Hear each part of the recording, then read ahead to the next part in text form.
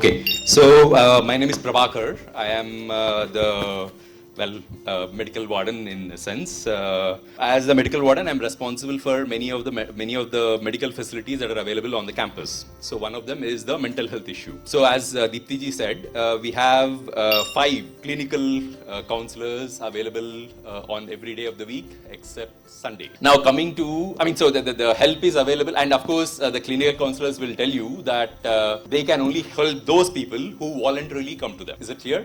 They cannot help people who are forced unless they are hospitalized, right? So, this is holding people in psychiatric ward and things like that. Unless that happens, right, the counselor will not be willing to see the patient. Now, who will find when the student is in trouble, especially in regards to mental health? These will be people who will be observing them closely, okay? Who will that be? Just think for a second. I'll see if I can answer. Who will find, given that now your ward is away from home, who will find out? Yes, roommates could be, but remember that roommates are also in the same position, right? You understand what's happening here, right? They are living in a place which is full of people who are there is nobody who has this extreme jnana in the hostel. There's a caretaker. Every child is slightly different, right? We do not know what is the normal behavior of every child. We do not expect that everybody to be the same. We give the freedom to be the best they can be in the way that they choose to be, and hence we do not know what is the normal. We don't prescribe what is normal behavior. Most of the times, the students themselves, if let's say that if I am in trouble, they know that they are in trouble. Where is the problem? The problem comes either they don't know how to ask for help, they're afraid, they're ashamed, whatever adjective that you want to use there. They do not approach faculty when they see mental health issues. This is a fact that I'm telling you. Why? Because we are in a position of authority where we are evaluating students, as the dean said, on a daily basis almost. This exam, that exam. Okay, they do not approach us. Not that if somebody approaches me, I will give them the proper guidance, but they don't approach us. Given that the family is the unit that they have lived with in the last 18 years, we are expecting that you give us pointers on when your ward is in trouble. Are they feeling demotivated? It's impossible to know in a class of 50, forget a class of 50, even a class of 20, when a student is demotivated. Why? Why is that? A demotivated student and motivated student unfortunately behave exactly the same way in the class. The student knows when they have not attended the classes. Even before we know, many of the times, the student knows. Because or the class of 300, I will not know who has missed the class, but the student knows. My hope is that you will know because your ward knows.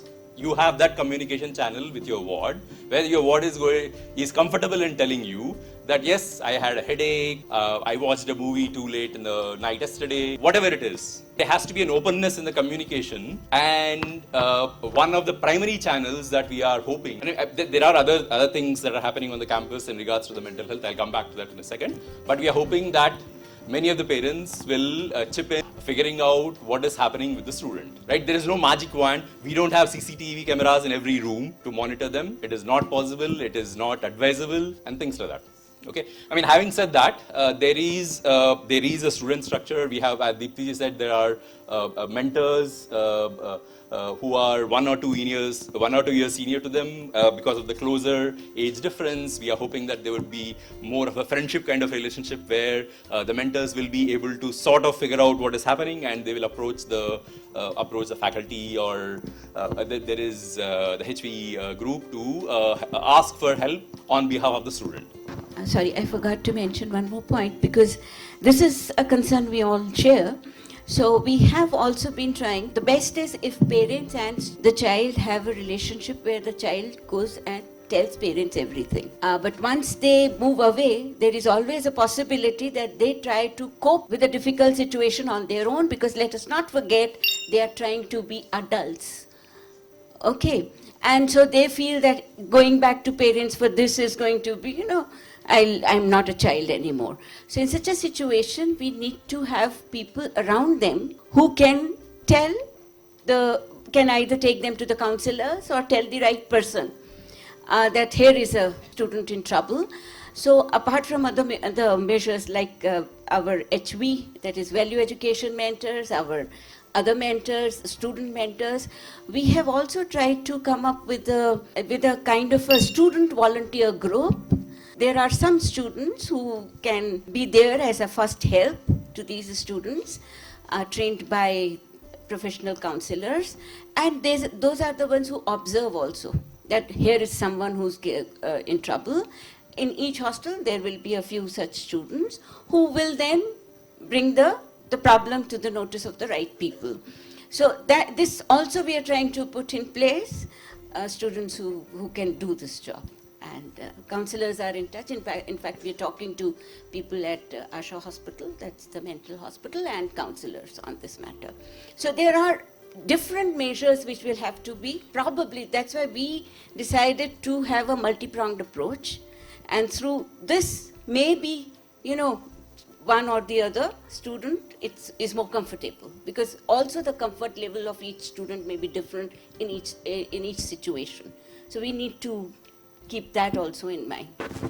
About your other questions on IIIT students being only academically oriented, we have very active sports and cultural life. At least we have several clubs and all that. Of course, the students have to make them alive. We cannot make them alive. And our program, we don't have communication skills kind of courses, but these are things that they learn over making term papers, presentations in the classes, which happen many project-based courses. At the end of they make presentations. So these are best learned by doing things and by observing others rather than being taught by somebody else. That's been a philosophy. But I don't think our students are found wanting in being leadership skills or expressiveness or etc. And your third and fourth questions, fourth question I'll put later, third question on QS ranking and all that. These are, today there is so much emphasis on ranking. At the core we believe we need to be judged not by outside measures but our own measures.